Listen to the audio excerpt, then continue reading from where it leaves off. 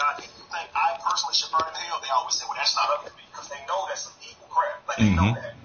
So the dude did the same thing that other Christians do, and he refrained from answering the question. He said, that's not my choice. And he said, but if you could take him out of hell, would you? Well, that's not my choice. No, listen, I'm asking you, if it was possible for you to use the blood of Jesus somehow and get this man out of hell, would you do it? And that's when he gets quiet. And so now, Carlton Pearson thinks that he has a lane, right? Okay, so now they understand, right? We would all try to get our loved ones out of hell. So now he starts to go into his thing, go into kind of his perspective.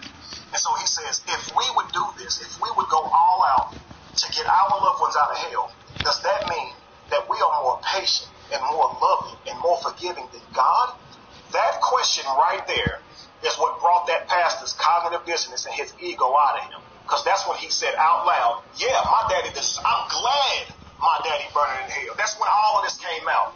It was to prove a point. This dude didn't, like, obviously it's a movie we're talking about, but, this man didn't say this until he realized he may be losing this battle. He realized that's some compelling stuff to say.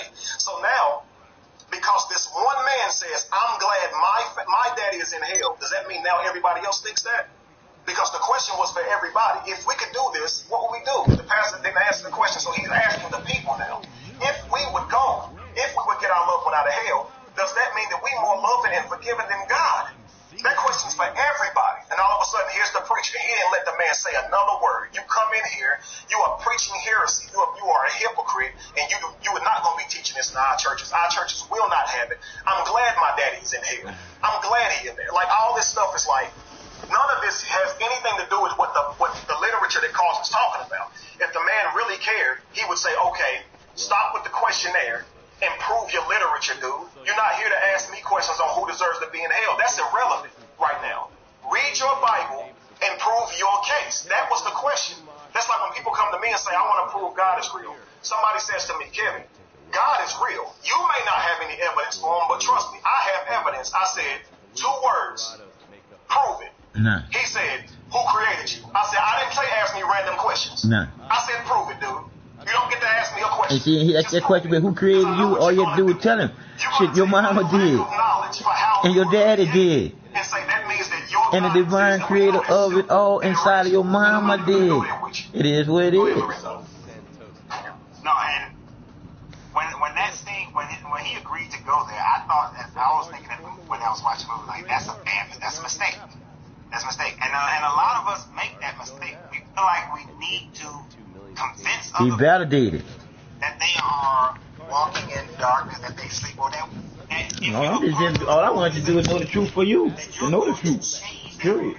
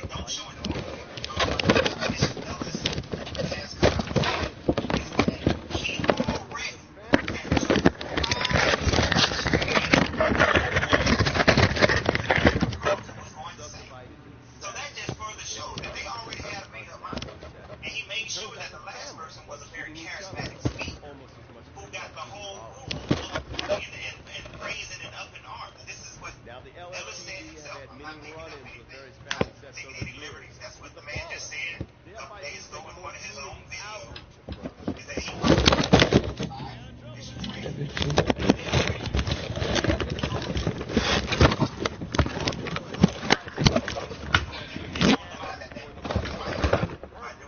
made him have to start over. That's fine.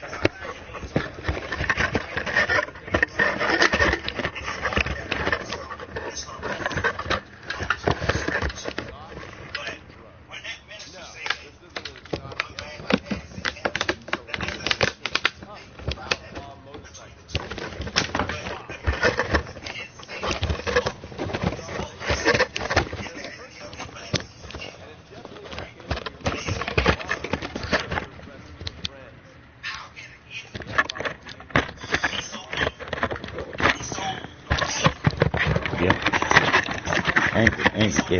Angry.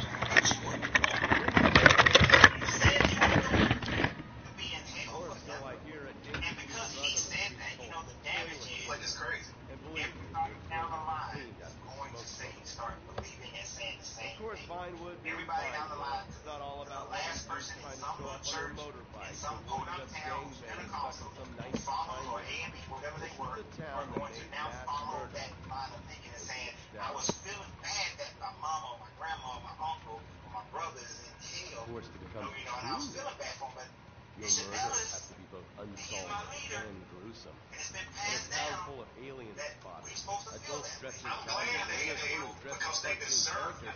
He spent his life, he had his choice, he didn't take his choice, and now he deserves to burn in hell for eternity. Like, because the narrative said, that's my problem, is like they read the literature, like, okay, if you don't obey God and do what God wants you to do, then by default you deserve to be in hell. That's what the literature says, but that doesn't really mean you deserve to be in hell. That's if you buy this literature as the word of God. You see what I'm saying? Because someone doesn't want to do what you say do, doesn't mean they deserve to burn in hell. What if you're a good person? What if people say, well, it doesn't matter if you're good, you're still not saved. You're still born in sin, and that's a problem that starts with Adam and Eve. That's not a you problem. So even if you're a good person, you don't cheat on your wife, and you pay your taxes, you will still burn for all eternity beside a rapist. What God do you serve, bro? Living on daddy's pension. Think about what I said earlier. That belief says that Hitler is in heaven. Yep. Because Hitler believed that Jesus Christ. And look what he did. Yeah. But you give me some old lady that's living in some little town, and all she ever did was take care of her family, take care of the people in town, was nice and loving, but she believed in, I don't know, the God on the mountain. That lady's going to hell. She believed in no God whatsoever. That lady got to burn in hell. That's like a huge mindset. And you know, that line of thinking is only one step away from what the church was doing by collecting money for indulgences, as well as collecting money to get people, because you know, one of the big things the Catholic Church, one way they became wealthy, other than a bunch of other stuff, one of those ways is that they told people that if you have a family member who's in hell or in purgatory, and if you give us money, then we'll be able to pray them out and come on their behalf to get them out of purgatory, get them out of hell. So keep giving us your money, and then people would do it, and they say, well, when is enough enough? And they're like, well, we never know when enough is enough, so make sure you keep giving it. That's what the Catholic Church used to do when they still had purgatory and all that. They don't do it anymore because they got rid of purgatory. But that he's just one step. Their church their organization is one step from that. Because they get people believing that they should be in hell, and I'm glad they're in hell. The next step is to say that now you want them to get out of hell. For the second judgment, when the second judgment come around, we might be able to get them out. And we labor and pray on their behalf. I forgot what the term is when we stand in the gap for them. We stand in the gap for them to get them in heaven. Because earth is the gap between heaven and hell. So we're going to stand in the gap and get them in heaven, but give me your money first. You know, you give me a number. Now watch this. Before we have Steve call in, I'm going to read something to you guys that I was reading this morning. A group of scientists. Okay, let me just read this to you. This is prayer. This prayer work. Intercessory prayer. Lorenzo said standing in the gap. These Christians and different believers believe that they can stand in the gap for other people. You have people in the church that's literally called prayer warriors. Like, that's a real title that like makes you high up in the church. Do a prayer warrior. It means you know how to talk to the sky real good, right? So you have prayer warriors, and then you have what they call prayer service, which is typically on a Saturday, at least that's what my church. Everybody goes to church on Saturday morning, and they pray for a certain amount of hours until it's time to leave. All you gotta do is sit there and look at it. You all-night talking prayer to service, the Josh, Santa Claus, on the day before New Year. So what they the spend their whole night fuck praying when the to kids God are because fucking lying and tomorrow's still gonna be fucking January spreading? 1st, as if God created the months. Like they really think it's a new year. So like at church, Father God, this is the new year. This is 2018. This is 2007, the year of perfection. This is 2008, the year of increase. It's not 2008 to your God. Like, why would you think God would go against a Rome, go to a Western calendar and say they said this is 2018, even though my planet is in the Bible 7,000 years old. So I'm going to say, and if you want to be apologetic, you would say 15,000 years old, which is adding a lot of years because you're saying that each day to God is 1,000 years, which is what Peter said way later in the Bible. And you're saying that God thinks that way because Peter said it later, trying to preach and make somebody feel good. See, Tim Thomas and my sister, a prayer warrior. There you have it. So I'm going to read this to you. Here we go. Study concludes intercessory prayer doesn't work. Christians twist the results. So here we go. It says that what happens when others pray for you and you're unaware of it? So what does happen when people pray for you and you are not aware of it? To no atheist surprise, this has never been shown to work. So none of us would be surprised, or even if you're agnostic, you're not going to be surprised that this doesn't work, right? Because you're still waiting on evidence of this guy. The idea has been tested repeatedly. Usually the studies have flaws. Even when the results show that the intercessory prayer has no effect on anyone, those who believe in it will look at it and ignore it and try to rationalize the misses. They'll always say it was wrong. 3 years ago, a multi-million-dollar controlled double-blind study was conducted to test intercessory prayer. The study of therapeutic effects of intercessory prayer found two major results.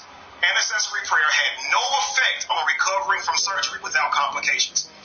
2, patients who knew they were receiving intercessory prayer actually fared worse. People who knew they were being prayed for actually did worse. Even I was surprised by that, says this guy. So were many Christians. Wow. This didn't sit well. I can vouch for that. I can vouch for that. I prayed to that something bitch and ended up in the motherfucking hospital, and them bitches took out my gallbladder and my appendix and got paid for that shit. Come on now, this is bullshit. A multi-million-dollar controlled double-blind study was conducted, and they still could not prove. So they have all these Christians praying for someone who doesn't know they're being prayed for, and no results happen. So just imagine, you know how you're in a police precinct, and they have you behind a double mirror? You looking at a mirror, you can't see the person on the other side. So just imagine, you bringing a whole bunch of intercessory prayers, and you sitting in the room, you don't know nothing. You're just sitting around your table, just sitting in the room, you don't see nothing. They all outside of the window. Father God, we ask you right now, touch him, Lord. Bless him right now to see it. I'm feeling it. Nothing's happening. Nothing. Because I don't know nobody praying. You feel me? That's even if I'm a Christian. Now, if I'm a Christian and I can hear the prayer, they're saying things that resonate with what I was indoctrinated with. So that would make me happy. That's totally different. That's because you're programmed and they're putting you to sleep like a sleeper spy. Like you ever see like they have like Russian sleeper spies and stuff like that, and you say a word and all of a sudden they come alive, the spy? That's exactly what religion is like. There's words that turn you on, literally that turn you on, and you will automatically come alive for it. Like hallelujah. That you don't even know what that word means. That's a foreign word. It's not in the English language at all. But somebody shout that word out in church, you're gonna be like, oh hallelujah. You know, people who can really sing, they say it's super cool. People be like, dang, start shouting and stuff. Because you resonate with the word. That's it. Here's the thing. And I'm hoping that my man is calling in. People believe that this stuff has power. Again, we talked about this before. If the name Jesus had power, why can't you say it to a person who's not aware of the name Jesus and they feel power when you say it? If the name Yeshua has power, why can't... I once believed that the name of this deity was Jesus. I believe that God named him Jesus, and the original people who wrote this Bible never changed the name. I called him Jesus, and I thought that if you just say his name, demons would flee. I thought his name was Jesus, okay? So when I found out his name was Yeshua, I was like, what name is that? If the name Yeshua had power, Lorenzo, it would have blew me out of my seat the first time I read it. Like, I would be like, Yeshua, and just be like in the floor, you know what I'm saying? Beard, hair straight, like I've been electrocuted. Like, because the name's supposed to carry power. Yeah, me. Right? But you can say this name to any person who never heard the name Yeshua, and they're going to be like, who? Come again? Like, I don't know what you're talking about. It sounds like, are you sure? Are you sure? Are you sure? Yeah, I'm sure. Definitely sure. Are you sure? You sure? Yeah. Because I'm trying to tell the truth, the truth is in you. No. Think about it. No way. Yahweh. You sure? Yeah. Like, this just sounds like a conversation, not names, man. And nobody would hear those names and think they're powerful at first. See, that needs to be a cartoon. Josh, you know we're going to do that. You know we're going to do that. You know, the thing about it, I get so many people with comments about that. And I actually just had somebody make a comment on one of my videos about something similar to that, where they were saying that, you know, they go into prayer and they say, and they put, I am sick, and I go into prayer asking God to help. You know, I'm telling God, and in my prayer I say, God, I'm desperate for you to help me. But I was like, well, the problem is that in all your statements, your statements are actually saying you're sick, and that you're desperate, and that you're still sick. So of course, your answer is you're gonna stay sick. Nothing's gonna change for you, because in your mind you've already decided that you're never going to be well. And as far as so when I hear a lot of people praying, I hear them begging. I don't hear them praying. I don't hear them commanding life to give them what life should give them. I don't hear them demanding from life anything. I just hear them begging all the time. And begging you nothing. But did you ever go look at that video that I sent you about the hospital in China where they do chi energy work? And everybody was saying, they showed the lady's tumor go away. And go research that. Go look for that. Yeah. But if you do the translation, those people took like a couple of months to get their mind right. That they was in there saying that basically the words were, I'm in the presence of a healthy woman. I'm in the presence of a healthy woman. That's what everybody in the room was convinced of. They were in the presence of a healthy woman. Not a woman with a tumor, that the tumor didn't exist. And then when it started decreasing, they just started saying some Chinese word that means now. And they just start saying now. And already. And the woman, and they showed the sonogram where the tumor goes away. Now that's the power of knowing. Yep. And that's what I was about to say. And that's the difference. It's about knowing. So when I hear people praying for stuff all the time, and they're begging, please God, I know that I don't deserve it. And of course, the energy of the universe is saying, you know what, you don't deserve it. So you're not going to get it. In the same poverty you're in now, you're going to be in that poverty next year. Because you don't deserve it. Because that's what you're telling me. And what's more important, that's what you're telling yourself. You're telling yourself that you don't deserve it. So of course, your actions never do anything to change your life. I hear people will say to me all the time, like, man, I just want to fix my credit, and I want to learn how to, I want to get my finances right. And I was like, okay, you want to, but are you willing to save 10% of what you make? Are you willing to correct these things that are on your credit? Man, I just pray to God would just, lead me in the right direction. Fool, I'm telling you the right direction. You gonna do the work? Because it's cause and effect. Either you're sitting out the stuff or you don't. You start living on less so that you can then pay off your debt, or you don't. You pay your bills on time or not. That's what's gonna fix it. Not your prayer. Pray all day. But your actions is going to dictate it. So, and that's absolutely true. That's it, Lorenzo. I told him last week that the word prayer literally, not prayer, but the word ask literally means to plant a seed, to do. When you ask, you don't open your mouth and say, will you?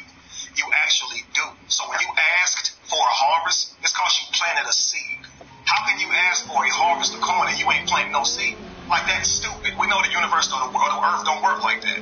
If you want to have corn in your backyard, you're going to have to go get corn and put it in your backyard and ask the earth for it. That's what you're doing when you plant that seed. You're going to keep going back to it, watering it, making making sure it's doing everything it's supposed to do. And before you know it, you're going to have a corn stalk back there. That's how asking works. You can't ask and not do. Like, that's ridiculous. That's stupid. But that's what happens all the time. And then they say something like, oh, and then I just got a check. Yeah, because you paid too much money on your taxes. Or you paid too much money on your property tax. Or you was owed some money because somebody took too much from you. It wasn't a miracle. It's something that was yours. And you just, you got it. Look at all the time you was without it. Look at all the time you was stolen from. Like, I don't pay taxes. All year, I don't pay taxes. When I know that I'm not going to owe anything. So I don't pay it. But when I know I'm going to owe something, I pay it. I pay it throughout the year. Or I might just wait to the end of the year and pay it. But I'm just doing how it works. That's just how it works. So when you put a seed in the ground, it's going to germinate. Because that's just how it works. That's how it's designed to work. So I was having a conversation tonight with my girlfriend's son. And I was just explaining to him how life just works. It works. How getting a check works. How spending your money works. How saving money works. How to, if you want, like he wants to be an actor. Okay, you want to be an actor. But if you don't ever go to a casting call, guess what you're never going to be? An actor. Absolutely. Yeah, you're never going to be one. If you don't go to the casting call, it's never going to happen.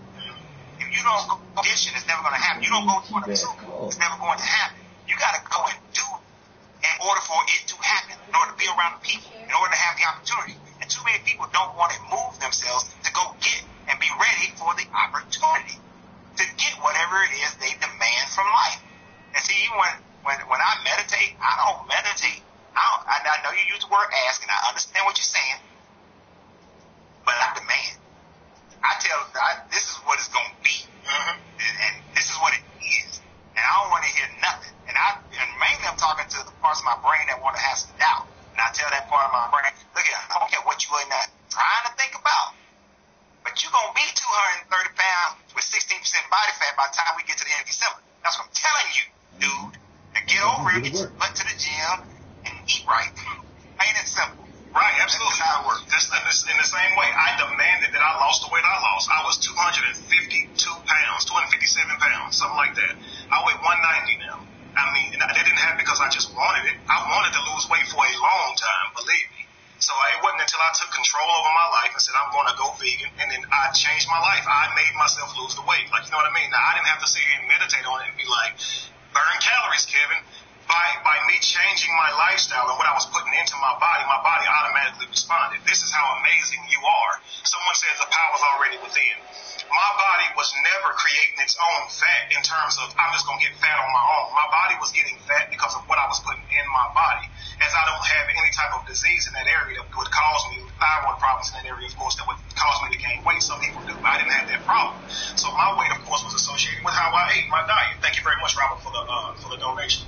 But I chose to make the decision and change my life. If you don't understand that the power is all you, you're going to forever be believing that someone outside of you is doing it. I want you to imagine something. If you broke your arm, you broke your forearm, okay? You go to the doctor. He puts a cast on your forearm, and he tells you the cast is going to heal your forearm. How could you prove him wrong? Just imagine if everybody was taught that the cast is going to heal your bone. Just imagine that. How could you disprove it? People would still be saying today that if I don't get a cast on this arm, it's not going to heal. Oh, it's going to heal. It might heal broken, but your body naturally heals on its own. Your body is what's amazing. That cast just holds your bone in place while your body does the work. That's what happens. The cast is not healing you. You're healing you. In the same way you go to the doctor and get medicine, they may give you something that helps fight the disease or the sickness or the bacteria that was causing you to be sick. But what the medicine they're giving you is not making you better. Your body's doing that. Your body's recovering on its own. If I get cut right now, I don't have to think to myself, Kevin, you better heal. DNA in my body is going to rush to that spot and clot that blood and heal that. I'm not even in control of that. Like my DNA does that. I have cells in my body that I'm not even in control. My body is absolutely amazing. And that's what you guys don't understand. Your body going to work whether or not you have the mental capacity for it to work at all. I don't care who is born with what mental defect. Their body will still heal itself when they're cut. No matter who you are, unless you have a problem with a blood clotting problem, and in that way you may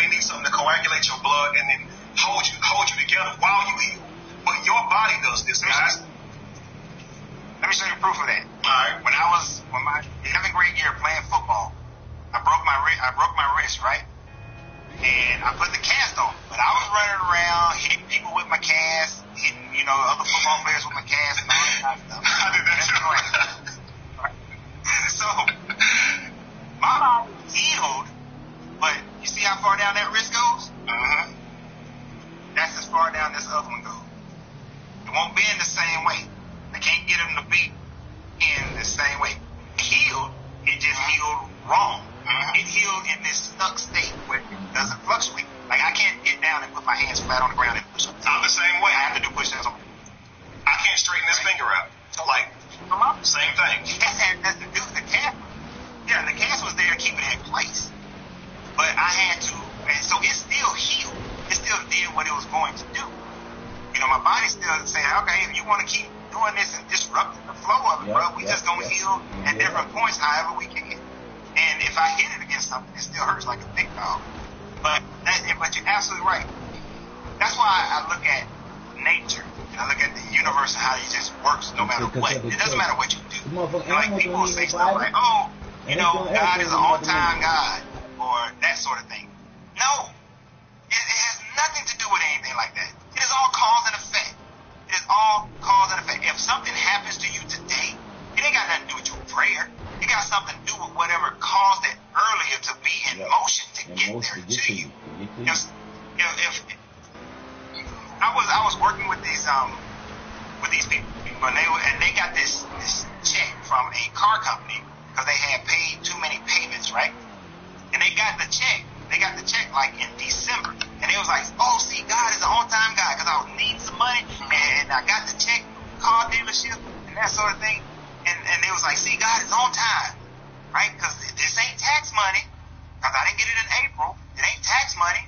I was like, well, you got it in December because most companies' fiscal year end, or a lot of companies' year end happens because this company worked with the government as well. Their year end is the same time as the government, which is September.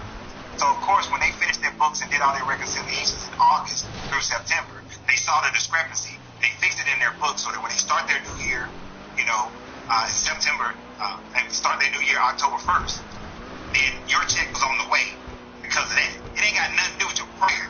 It's because that's when that company's year end is and you paid too much money. That's why you got that check for that car payment.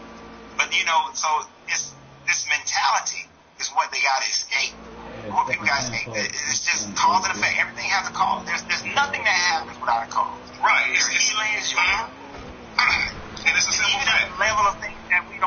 Even the level of things we don't fully understand, there is still some level of cause. This is what the law of correspondence is saying, is that for whatever we don't understand at this level, it's still not luck.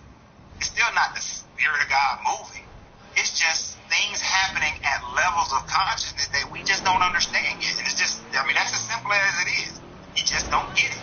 You don't know why certain things happen. You don't know the cause and it's just happened where you don't know. It's just like if you're standing on a beach in Florida and all of a sudden a tidal wave comes and sweep you off and kill everybody, right? At that moment, you didn't know that a shelf fell off of an island over in the Canary Islands that Montserrat, that a big volcano exploded, the shelf fell down, and it created this tsunami. All you saw was a tsunami, but you don't know what the cause was. So you'll say, oh, God swept them people away.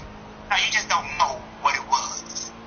And you just have to find out what it was. Everything has a cause. Everything. Nothing exists without it. So what you were saying earlier, like, I broke my hand boxing. I knocked my knuckle, this knuckle right here, back. It's still right here today. Like, they could never bring it back up. It's called a boxer's fracture when your whole knuckle gets knocked right here. Lorenzo, my knuckle, you can see it right there. Like, it's right here in my hand. And I'm telling you what's crazy, man. It hurts every time before it rains. Like, all of that. You know what I'm saying? All of this is associated with me breaking my bone. But this finger right here was broken as well. And I had to wear a cast on my hand. So it was like, I had these two fingers here. The rest of it, I was going around doing the same thing you was doing, hitting people. That's probably why my crap didn't heal right. Because you got that hard cast, like, blow! You thought I was handicapped. I got an extra power now. Blow! You know? They just... And you know what the causal factor of that was? Being a stupid teenager. That's what it was. Not knowing hang on. Steve is saying he can't get on. I don't know what's going on, Steve. This is my first time hearing of that. Josh, do you know anything of this? Steve is saying he cannot get on. Let me know know if you know, brother. Just trying to figure out what's going on with Mr. Steve here. We would love to have you on, Steve, just to hear your perspective. Of course, we saw you. What's your email? Okay, thank you, Josh. We're going to get you straight now. But again, guys, like, you have to understand, like, that these things happen from the inside of your body. Your body your body does these things. For all you know, I mean, you could be consciousness into a biological meat suit. I mean, the meat suit is alive. How do you know? You don't control any part of it, really, other than where you go, but you can't just control what it does. You can't heal yourself, right? Any of these things. Most of us got things about ourselves we don't even like and we would change. You have no control over your body. It is what it is. You didn't choose who you look like, no nothing. So you're just doing the best with what you have. You see what I'm saying? So it's just crazy, man, that people actually still, people can be convinced, and I can see why, though. When you tell somebody that the dopamine that their brain is producing because they heard something they liked is God, how would they know the difference? Unless they think about it. Wait a second. I hear this dopamine when I watch Rocky, right? When Rocky does his speech and gets everybody rallied up on any given Sunday, I feel that same dopamine when they give that speech, right? When I hear that song I love that's worldly, that's not even a Christian song, it still gives me those chills. When somebody says something to me that makes me feel good, I still feel those chills. So why do I think because I heard something about God that it's God touching me? But when I heard R. Kelly's song, it wasn't R. Kelly touching me, right? When I heard Rocky saying, you know, when you were a child, you know, I held you in my hand, you know, you gotta hit harder. Remember that? That's one of the baddest speeches. Life hits hard, but you gotta be willing to take the hits. It's not how hard you can throw a punch, it's how hard you can take a hit. You gotta be willing to take the hits. When you hear this, you will be like, woo! It'll make you want to get up and do something with yourself. As a Christian, this gave me chills. And get back up and right. keep moving. You keep moving forward. That's how winning is done, right? That speech is, I can quote it verbatim. I'm talking about the speech is on point. Did Rocky touch me? No. This man said something that caused dopamine to be increased in my brain. The same thing that drugs, sex, seeing somebody you're attracted to, hearing something that sounds good to you creates dopamine in your brain. You don't associate that with a God. Why would you associate preaching and dopamine with your God? You're simply hearing what you like and it sounds good and you getting excited. They said, I know my Redeemer lives. You got up and ran around the church and you think that means God is real. First you had to be convinced that you had a Redeemer. Right? So if someone just came out of the blue and said your Redeemer lives, it wouldn't even do nothing for you. Like, period. You had to be taught all of this stuff. So people really don't have the capacity, or especially when they're in church, to understand that how powerful their own bodies is, how powerful their own mind is. Because people will say, well, God spoke to me. They don't understand that that's their own brain and that's their own thoughts that they're projecting to a God that they can't even see. It's like this, man. I say this, I'll have people who will comment on my pictures, right? And they'll say something like, you gay. You look gay. You're a pretty boy. You full of yourself, right? You love to look at yourself. You take too many pictures. Number one, I would never look at another person's pictures and say you take too many pictures. That's stupid. I would never keep count on how many pictures you take. I don't care. You put as many pictures up of yourself as you want. I would never look at another man and assume that he's gay or thinks a certain way because of how he looks. But let me tell y'all what this is. Most of what I get, every time I've gotten this, I've gotten it from a man. Here's what happens. Most men, they grow up thinking that if you think another man is attractive or you think another man might get a woman, that you might be gay. People tease each other this way. So these men grow up with this ego thinking that they're not allowed to think another man is a good-looking guy. Like, that's not a problem for me. I can see a woman who's pretty. I can see a guy and say, oh, that's a good-looking guy. Doesn't mean you want to sleep with a guy, be with a guy. It's a natural thing. You can say this person's good looking. If I have a friend and a female says, what do you look like? If I think he's a good looking dude, like if I'm trying to hook Lorenzo up with some woman or whatever, how does he look? He's a good looking guy. You would like him. Doesn't mean I want Lorenzo, but some men can't handle that. So if they look at you and they think that you're attractive, or they look at you and they think that you might get a girl, they're going to project how they feel about you onto you. They'll say something like, you think you all of that. If any of you guys have ever started a job or worked at a job where people did this to you, that's exactly what they're doing. They're projecting on you how they see you. You know you've done nothing to deserve it. And that's how powerful the mind is. When I was a child, I used to play with my toys. My men, they used to fight each other. Boom, boom, boom, boom, boom. And they would have conversation. One was a good guy, and this dude was a good guy to me. Like that other one was a bad guy. and they had a whole scenario, and I would project their voices at each other like they were really talking. This is what you guys are doing with this God that you believe lives in the sky. Some of y'all even look up when you pray. Yep. You thank God everywhere, but you'll be like, Father God, because you was taught to do that. Yep. And again, you think that this is something that's really happening, and it's not. It's all in your head. When you think you're hearing God back, it's literally your mind. A person who wasn't religious, Lorenzo, they would say, I had an epiphany. What do God sound like? Right? And that's right there kills all that bullshit. A thought hit me. They won't say, and the Lord said to me, right? It's a totally different thought. God told me to tell you this versus I had an epiphany. Right? I learned something. My brain got it today. Right? It learned something. Instead of saying I had an epiphany or, I was thinking and I came to this conclusion, preachers would rather say, God dropped this in my spirit, right? Yeah. And I didn't want to teach this thing. I had a whole nother message planned, but you gotta obey God. Man, shut up. Ain't nobody told you. Ain't nobody told you nothing. You're lying. You just want to teach this message, and you try to give it to God to make the people listen hard. Because when you say God got a word for you, people be like, oh, do we? And they listen harder. You see what I'm saying?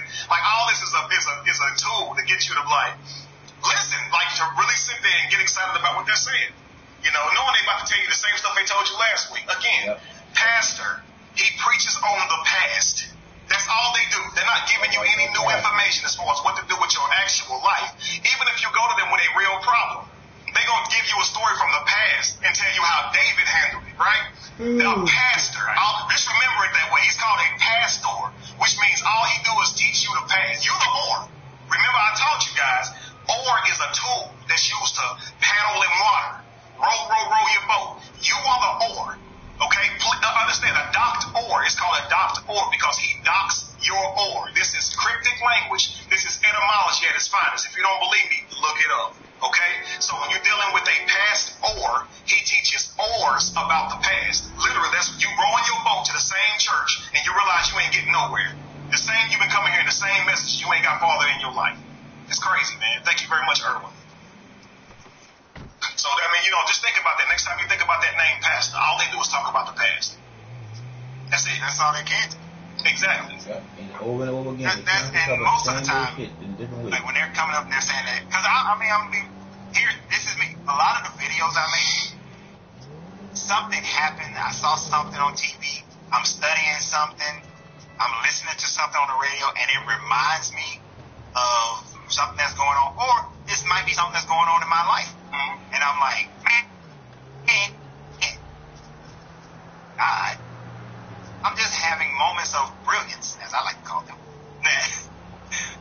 I'm listening to this guy Gary Vaynerchuk. He's a marketing guy. He says something about hustle and hard work and about marketing, and that may cause me to start thinking about other areas of life where you need to hustle and have hard work and dedication towards it. And maybe I heard somebody yesterday say something about relationships, and I'm thinking, oh man, you know what? You need to have hustle and hard work and dedication to your relationship. It's not something that's gonna fall out of the sky. It's something you got to put some effort into. Something you got to step outside yourself to make sure that works. Because if you want greatness in your relationship, then you got to dominate in those things of actions to make your relationship great. Yep. I go on a video, I sound like I had an epiphany. I had some things came to me and I put it together, but it's not God speaking through Gary, God speaking through this person. It's just the fact that my brain, my antennas just been cued in the things that are going on, and now I'm speaking about it, and it makes sense. These pastors, they hear that, they watching TV, they hear another pastor on TV preach a good message, and all they doing, they say, ooh, that's a good message. God is speaking to me through what's that dude? What's the happy preacher name in Texas? T.D. Jakes. Jakes. Jakes? God. And God speaking to me through T.D. Jakes. I heard T.D. Jakes message. I'm going to go to my church preaching. I'm going there and say, God spoke to me this morning. That's because you listened to T.D. Jakes on the way to church and you had your message. And yeah, you just preaching somebody else's message because you heard something that motivated you. That's the only, and they do it over and over again. That's why I do like how Solomon said there's nothing new under the sun. There's nothing new. There's nothing that I say that's new, nothing Kevin says new. There's nothing new. It's all the same stuff. It's just repackaged and redone. And people keep buying into it because they connect with some emotion. That's why half the people walk out saying that, ooh, that message was for me. And other people walking out like, oh, just preach good. And the rest of them, and I say half. A third. The other third just walking out like same old. Same old last week as it was, the week before. That all I got to do is just wait for Jesus. Just keep praying. But the ones who got that emotional fix, though, those are the ones that they keep getting. If they didn't get you this week, they'll get you next week. Because everything is about appealing to your emotions. And that's where people get so caught up and so lost, because they allow them to appeal to their emotions. If you're suffering financially, but then they do the whole sermon about, God's been watching you suffer. He's seeing your suffering. And he's recognized your suffering. You've been faithful through your suffering. You've maintained through your suffering. And now God's going to maintain you. He kept the water on for you. He kept the lights on for you. You get all happy. Next thing you know, hold up. He got you. He said that was a message. And when you ask, right. Yeah, I think we possibly have Steve on. We don't. Oh, we have Andre on. Okay. So apparently Steve is saying he can't get on. He's dodging, bro. Yeah. I mean, we ain't never blocked nobody from getting on, so I mean, he need to quit telling lies. He could be, but this Josh always pick on me. I'm going to say that, nah, Josh, you don't always work for everybody. Bro, we specifically switched the Skype just for you, Coach. I don't want to hear nothing no more. We specifically switched the whole thing just for you. I don't want to hear nothing. Everybody else can always get on except you. I'm like, all right, let's find something different for Coach. I did this just for you. Josh, I agree. You are the main click master. I appreciate it. I love you, brother. And now he's not. Someone heard you typing earlier, Josh, and thought it was me. I need to let everybody know I don't type that fast. If you hear me typing, it's going to sound like click, click, click, click. Josh, though, he just said something about and talk, but he can't talk on it. Make sure the camera one is on, microphone, or the camera or the microphone. Little button. Press the microphone or the camera. His nigga said she gonna pray for Steve. Pray for him to stop playing. Pray for him to stop dunking. Look, man, you got nobody to blame but your God, dude. Like, you're supposed to come on here and prove he real. And this dude won't even let you into the sky.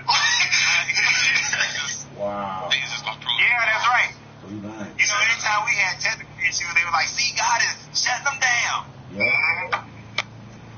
The universe is... He said he was just going to prove me wrong. He said just going to prove you wrong. That's obviously the best objective. I mean, you'll destroy you, and that makes him real. But Andre, you there? Yeah, what's up? What's up, Andre? What's going on, bro? I wanted to chime in real quick because we had the same conversation. I had a cousin that died on Tuesday, so I was at the barbershop on Friday getting my hair cut for the funeral. And, like I said, I used to be a Christian. My whole family is still Christian. So my cousin, who was actually the organ player for the church that I used to go to, was there. And my man used to cut my hair. He's a Muslim. But there was a guy in the chair, right? And he was saying, like, even though he doesn't attend the church, how he still believes in God. Now, I'm not judging him at all, but at the same time, he had a Black and Mild in his hand. He talked about how he drinks all the time. And then even after he got out the chair, he said, yo, Dre, you know where I can get some weed from? I said, yeah, that's God. But during this conversation, we was talking about the Come Sunday movie, and I told him, I said, I am a proud atheist. I said, because I refuse to think outside of logic, and I said logic to me will never allow me to feel that an all-knowing being that loves us can allow people to go hungry in the street, right? And then some people to live in Beverly Hills, right? And other people to live in tent. Like that, to me, that just don't even sound natural. I'm saying I'm with you. Say it again. I'm with you 100%. Yeah, because if, like I said, Kev, you have children, so you can't watch one of your children starve and then say, I love my children. Yeah, you can't. You understand? But God is love, allegedly. Yeah, but the point I'm trying to make is, so one way or when I said to him similar to that statement, but my man, the barber, says to me, he says, Dre, that's personal choice. I said, what? I said, so a child chooses to be born in poverty? He said, no, but their parents chose to put them in poverty from their actions. I said, but where is this all-powerful God that loves all of us equally? Because if you meet a Christian, what do they say? I'm blessed and highly favored. So you're more favored than the Muslim. You know what I'm saying? So you're more favored than the Buddhist. Absolutely. You know, and the one thing I like about the movie, even though the movie definitely tiptoed around the tutors, the one thing I liked about the movie is that it provoked thought within a person who could be on the fence. For example, it starts off with the woman in the airplane, and see how he was questioning, like, what makes her God less than mine, right? But he kind of snapped out of it, and he's still praying for her. And then it gives it an uncle, which is his family member, who's basically saying, well, I'm a good dude, I just made some bad decisions, blah, blah, blah, but you could save me. And he had to question that. Then it had to question the lifestyle choice of homosexuality, whether it's a lifestyle choice or not. But look what it did. It gave you so many different scenarios to show them these all are humans, right? And all of these people are bound by this alleged God who really isn't saving none of them. That's good. Like, remember, what's his name? Michael, the guy who died of HIV. Yes, sir. He was saying, like, God is mad at me. This man said, God is mad at me. Absolutely. He said, I'm not one of his. You know, so it's like, when we just think, listen, no matter what God you may believe, but if you just think logically, it's almost impossible to believe in these outside of yourself, right? If there's a God, it's within you. Whatever power that exists, we're praying to something outside of us that are looking within us. And I think that movie, even though that movie definitely tiptoes around it, it's really a thought-provoking movie. The movie's only an hour, maybe 25 minutes, something like that. So it doesn't really get into depth of even where, what's his name, Carlton, Pierce. I forgot. Pierce. It doesn't even like now he's produced a couple YouTube videos where he's now coming out saying what his true belief is now. He believes in universalism and blah, blah, blah. But at least the movie gave you a dynamic of showing you scenarios of different people in their everyday life and how does God affect them. You know what I'm saying? And I think that's what we have to look at, because if you, like I say, I'll tell any black person, how can you live in poverty and believe in God? Like, it just don't even make sense. Like, I was talking to my homegirl in Sacramento, because I have to go to LA next week, and I told her, if you live in Jordan Downs Projects in Compton, let's say you found a car and you drove up to Beverly Hills, how could you still believe in God? Because you say, okay, so God hate me. I'm living in a one-room flat, you know what I'm saying, and around gangs, and then these people, maybe 35 minutes up the road, is living in a lap of luxury. Right. Don't miss any meals. And don't go to church. Right. Don't go to church. And that's what's crazy. When you get to those areas and look at the percentages of the churchgoers in those areas, they're way smaller than poor areas. You see, and then when you look in the South, church is way higher in the South, where slavery was prevalent. And it seems to not be linked to a God at all. It seems to be linked to belief of poor people. That's what it looks like. Right. And as a matter of fact, side note real quick, and Josh knows what I'm talking about. So I produced this shirt that says God is good and money is better, right? Now, my cousin, who's an organ player, the day of my cousin's death, he was sitting on the porch of his house, and he got a phone call, and it was a homosexual guy, and the guy says, hey, J.E., would you play for a bisexual or a transsexual wedding? My cousin said, I play for a bisexual, trisexual, anything you want a bisexual. I said, man, get a load of hand clap. And that don't prove my point. And I said, J.E., how much do you charge to play at a wedding? He said, $500. I said, get a load of hand. If it ain't, listen, it's money, man. Listen, it's business. Religion is business. No matter what you think about, it's just business. That's it. It monetizes your thought. It monetizes your belief. That's all it does. That's all it does, man. Right. That's all I wanted to say, though. Man, you always drop bombs when you call Andre. I knew it was going to be ready as soon as you said you was on. Hang on, though. All right, that's what's up. That's what's up. I tell people when I throw the link out just for this person or that person, but I really like Andre. So he gets Andre, and I appreciate you, Josh, man. I appreciate you too, bro. I think Elijah is on. Okay. Is that your name? Can y'all hear me? Yes, we can. Oh wait, Elijah, before you say anything. Don't say my name. Please Oh, don't. I got you. But you know what? But on the same deal, if certain people are on this call, then they probably already where I am. I got a question. Maybe it's to y'all, because I'm around and I hear a lot of conscious people. We read,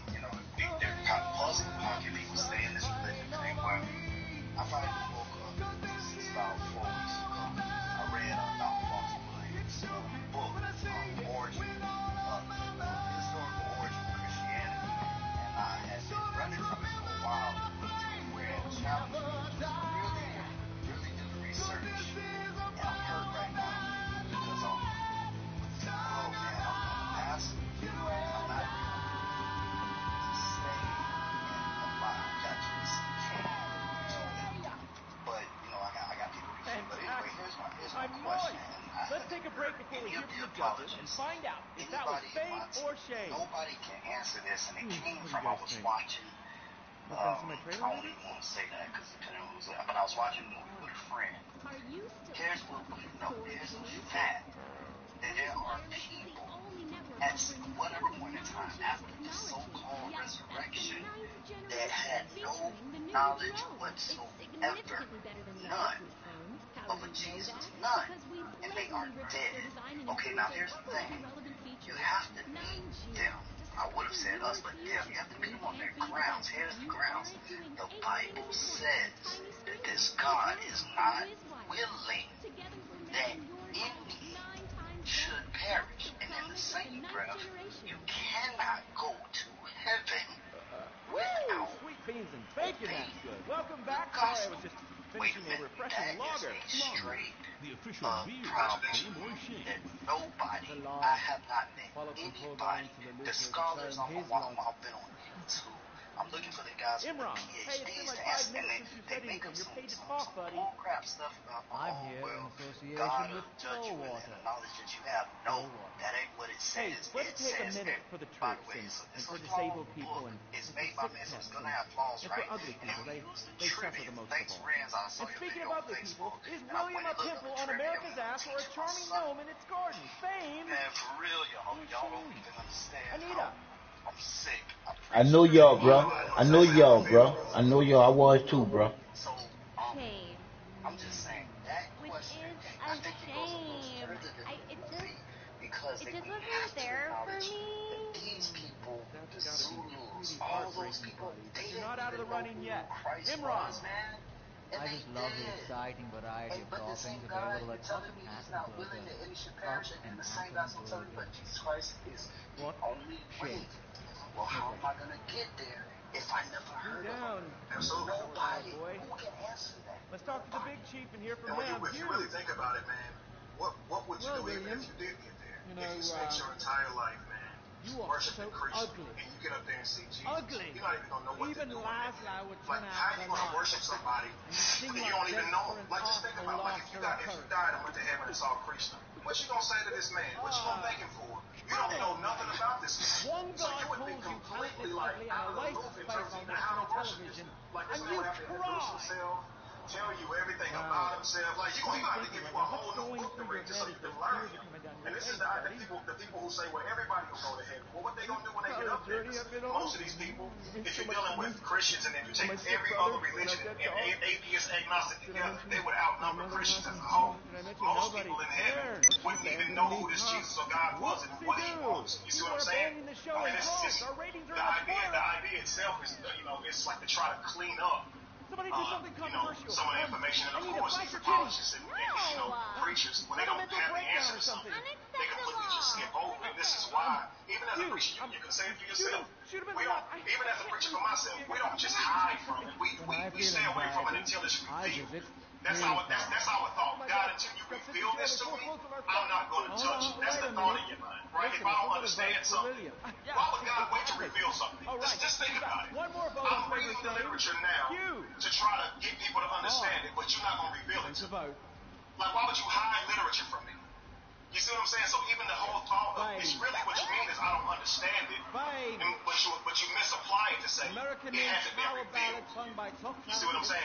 And again, it's cryptic language, a lot of it. So again, when you hear it, it's not God's not willfully sending you to hell. What it sounds like is it's not God's want to send everybody to hell, but hey, if you don't accept Jesus Christ, that's where you'll end up. But I thought that what God wills happens. I thought that nothing would happen. God has the power to the whole world. Everything happens in His plan. You feel me? So when you look, and then of course you can find scriptures that suggest that everything don't happen within His plan. Again, that's what Carl Pearson was saying. Like, okay, look, I know you guys gonna look in the Bible and see where it says you have to be forgiven for your sins and you gotta repent and even pray in the name of Jesus. But man, for every scripture you can find, I can find another one that says that you don't have to, that you are completely saved, and that's what says. That's a contradiction. I'll say this right here, and I'll let you continue. People say, well, the Bible doesn't condone slavery because it says if a man steal a man and sell him, he should be killed. You're right. The Bible doesn't condone slavery. But you're wrong because the Bible does condone slavery. You see what I'm saying? Because it also says if a man is in slavery, he can go free after 7 years. But if a woman is in slavery, she can't go free, period. If a man is enslaved, 6 years if you buy a Hebrew servant, 6 years shall he be enslaved or work for you. After the 7th year, he should go free if he's had no children with the slave master or your master. So if you've had children within that camp, your children stay with the master forever. So this is clearly, that's not indentured servitude. What do those children owe the master? Not a single thing, but they'll be enslaved forever. That is a direct contradiction, but Christians don't see it as that. They say, well, you got to understand what was going on at that time. God was trying to work with people. Like, come on, bro. You mean to tell me that God's will is to work within the confines of man's immature, undeveloped mind? So when God said stone women for having sex outside of wedlock, that wasn't God being evil. That was God working within the construct of man's already evil mind, and that was the best way to handle it. That's just crazy talk. Supremacy, bro. Supremacy, bro. I'm gonna say this. I'm gonna give it back. First of all, again, much respect. I told my church this, but they just don't know where I'm going. Here's the thing that I want to put out on y'all. There were at least three levels to our slavery. Ptolemy, when they came in and did this thing with the Bible, and they had all these 700 years to perfect it, get it right. Also, Rez, I saw your thing on the arch. That's genius, man. Appreciate that. Here's the thing. So we went from physical slavery, and we come out and we think it's over. You got a number of people that think that's over, but then the somewhat woke people, you about to wake up and you realize, no, wait, there's psychological chains. So you come out of the psychological slavery, and then, but wait a minute, you think you're free? No. They have entrapped our very souls because you feel as though if you don't act a certain way, they got a heaven or a hell to send you to. And we don't even talk about the spiritual, the non-physical slavery, bro. We are in slavery at least on 3 levels. Either you in the physical, well, they still got that for you because that's 13. Hell was created for you to have a place that they say that if you commit suicide, you will go to. That's bad. If you wanted to die on your own merits instead of being slave to debt. It is what it is.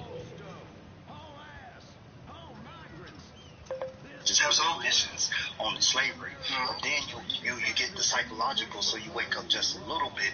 But then you still in this religion that makes you passive, and you don't realize, well, yeah, it's they stupid junk.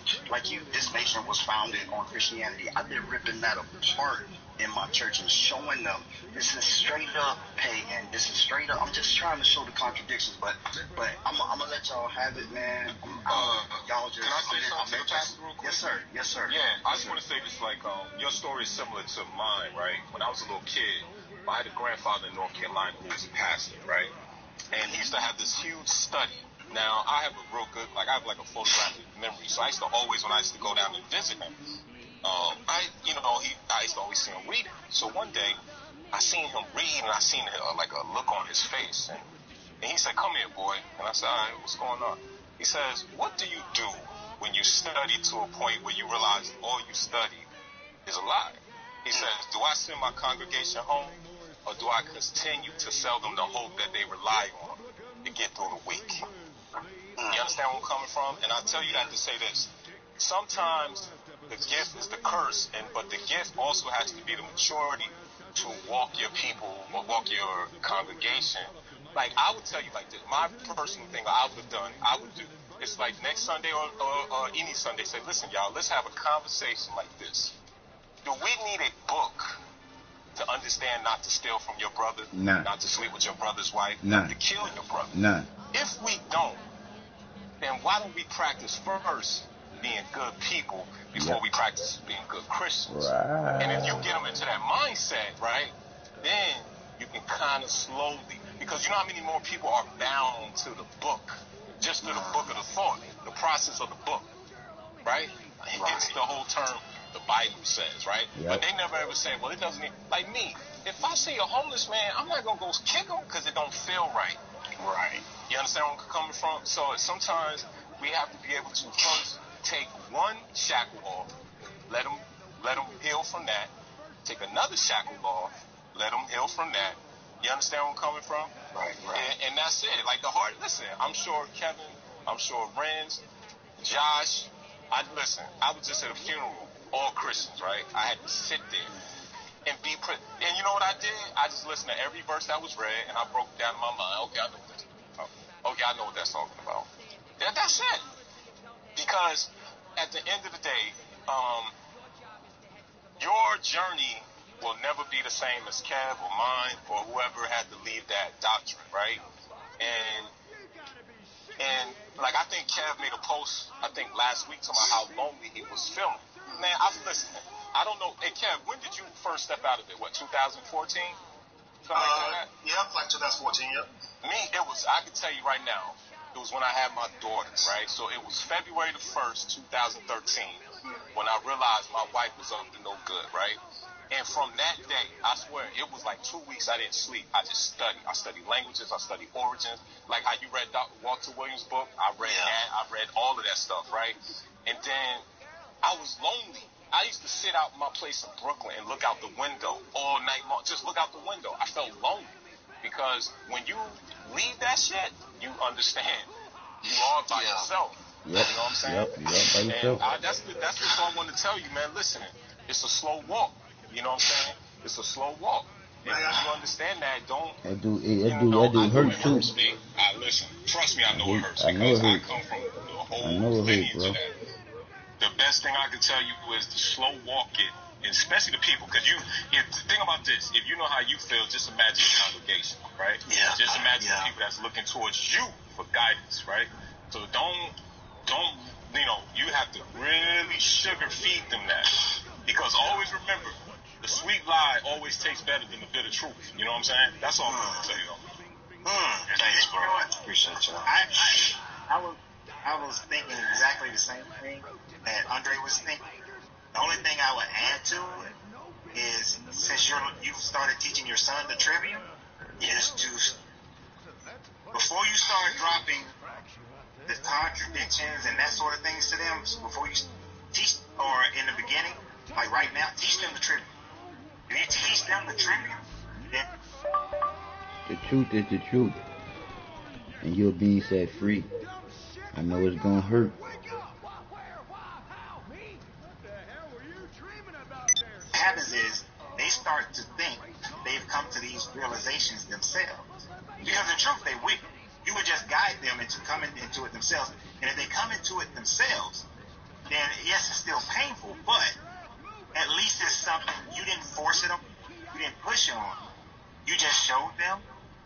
First you taught them how to critically think, and then once they don't understand how to critically think, now it's, they're coming to these realizations themselves that it's contradictory, that this aspect of it don't make sense. When you compare the history of the world to what this is saying, it doesn't make sense. It doesn't work out, because the first thing about the trivium is just gathering the knowledge, then putting that into a format of understanding, and then wisely thinking through it with your rhetoric.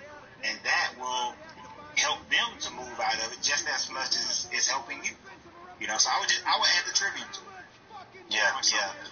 We don't. Matter of fact, my son doesn't even know. Only person knows where I am mentally right now is my wife. She understands me, but she can't let that thing go. But my son doesn't know. But I always encourage him to think. And I refuse, even when I was believing that, I refused to press it on him. And we had a long talk today about the trivium, and I'm just telling him, you process this information. Don't let me or anybody else, put something on you. You will not be bound. I just won't put him in that. But thank y'all so much. Renz, I put up. Just let the lies go and just tell the truth. You'll feel better. Video like 10 minutes ago. Like after you said that, I uploaded it. It's not that good. When you and Kev get a chance, can y'all give me some feedback, some evaluation? Because it's my first time doing that. Much love to the community. Thank y'all for talking. Appreciate it. Man, I want to say this to you, man. Yes, sir. You have thought the entire while that you've been in this religion and preaching this religion that you were called to do. We was all taught to be stupid. Don't feel bad.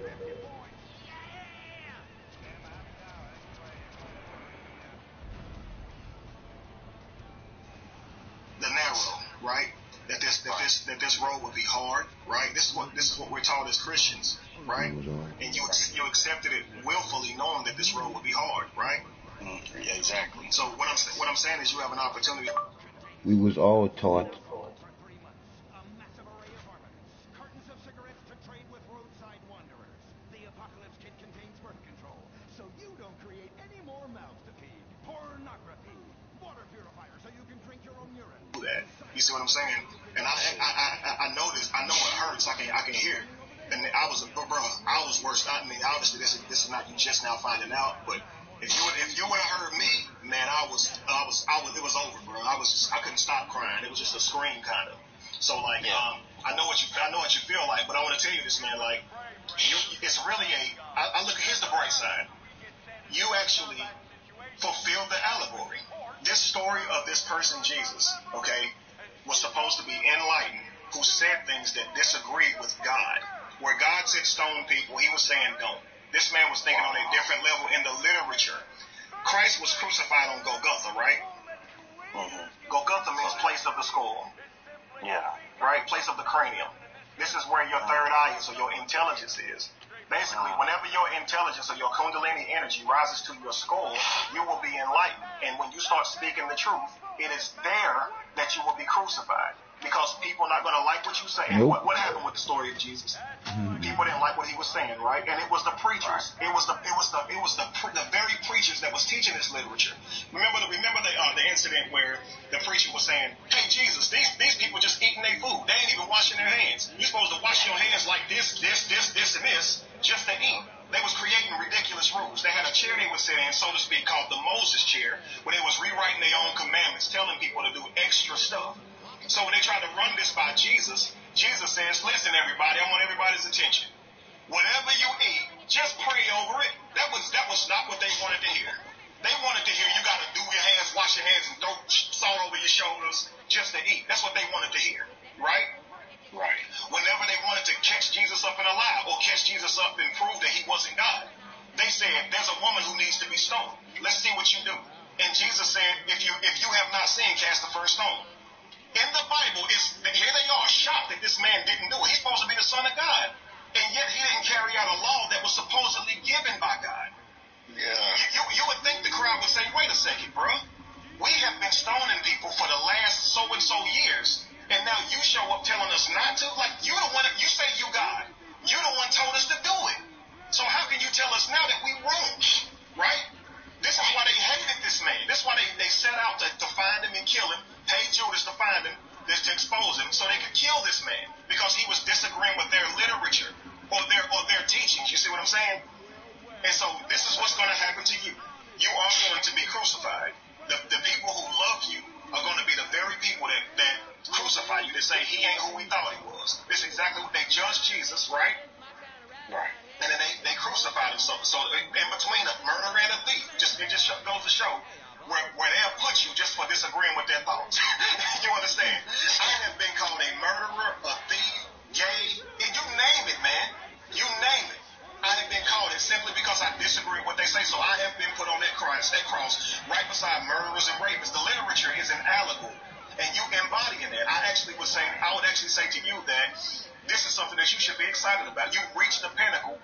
Your whole life you wanted to see the truth. And that's how I felt. My whole life, man, I wanted to know God and get closer to the truth. And when I finally got there, it broke my heart. You see what I'm saying? But now I'm actually accepting this. Like, this is exactly what I'm truly free now. And this is what you can do. You can actually, you're free, and you're going to be able to free other people. You're going to be the catalyst that's going to cause people to say, "Well, I knew that dude, and I knew he was a good man." And now he's coming out saying that what he's been teaching his whole life is false, and he's willing to show the right thing.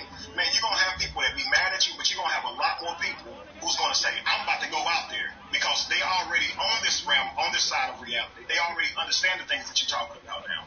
You see what I'm saying? They can hear it in your voice. So a lot of these people are going to want to come out and hear what you have to say. And I just wanted to say that to you, man. Just you, Jesus. You have enlightened. The dead has risen. You have risen from the dead. You were asleep, and now you are resurrected, and you're about to go show everybody your scars and say, "Look, I was freaking wrong. You see it? I was wrong, and I'm here to tell you that." Right? So that's the whole allegory, man. You can become that person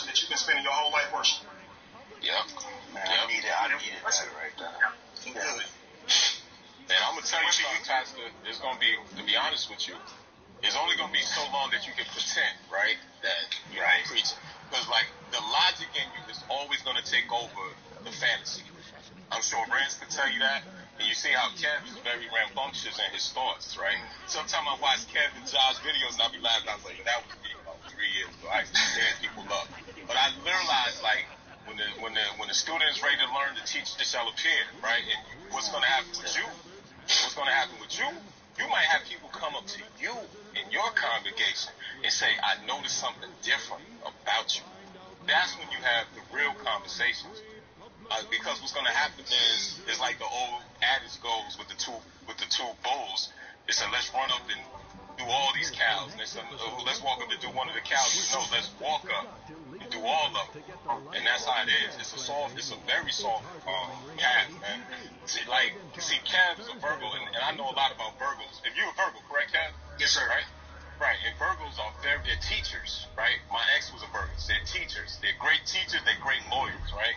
Because they like I'm a Capricorn. They focusing on something. I'm a Capricorn. Man, join the club. We the truest sign of zodiac. But we lock in on something, and and once we lock in, that's it. You understand where I'm coming from? So, man, bro, I just want to tell you, like, listen, it's gonna be a lonely path, but it's gonna be worth it. Path, right? Because the more you learn, the more you're gonna want to learn, right? That's why I watch Kev and I watch Lorenzo. I love Lorenzo's stories, right? Like I can't wait to, because Atlanta's like my second home. I just haven't been there because I've been big. But when I'm gonna catch with Lorenzo, I'm gonna do the stories with him because I love it. It's like once you get around like-minded people, your battery is recharged. Like you won't feel so like drained. You understand where I'm coming from? And that's why you gotta. But like I say, there's only gonna be a certain amount of time you can pretend, right? Because the truth is the truth, and the truth will set you free. And the only place where you can be freed at first, and that's your heart. Your mind is just gonna take control of you. Your logic is gonna be like, all right, but you just have to learn when and where. If you learn, once you master that, then you're gonna be, I would say like this: give people certain books and movies to watch, right? Like I tell people, movie to watch is Last Dragon, because if you watch that movie, he searches the whole movie looking for something that was already in him. Some dumb goy, that was the name of it. Yep. Right. And you know what's crazy, Kev? If you remember through the whole movie from the beginning to the end, you hear that little soft song in the background. Mm-hmm. When you find it, you will possess the glow. Right? Absolutely. Obviously that's the Kundalini, and that's the knowledge of the self. Mm-hmm. Right? Because we all are the last dragon. Right? We just have different things to master. And once you master it, you're a monster. That's it. That's facts. I love that. The only thing that I disagree with Andre is that Capricorn is the best sign. Yeah, we are. Now I'm gonna tell you why. I'm gonna tell you why. This is the Virgo in me. They say if you're gonna say something, you need to state facts. Let's just go. Let's just say we're dealing with the Western zodiac, which is 12 symbols. If you go back to the older, it ain't about which one is better. It's about what you know about being that one. Okay, right. That's 13 signs. Each sign is supposed to be 30 degrees, 30 days. Which we know that's not true. The Virgo is 45 degrees, 45 days long. The longest zodiac. Right. Now, what's this? You want your babies to be born in Virgo. Number one, that's when it's harvest time and it's warm. You don't want your babies born in Capricorn. It's freezing. You want to get pregnant under Capricorn so you can have your babies in Virgo. Like, straight up.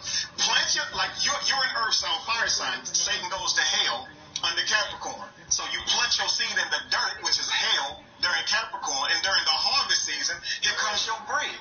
I am the bread bringer. I feed the world. Now watch this. This was crazy.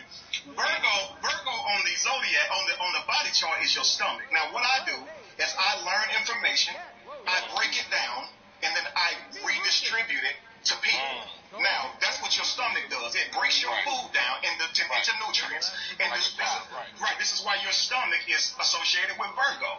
What's your sign on the zodiac body? You ain't nobody to me. I'm the Aquarius.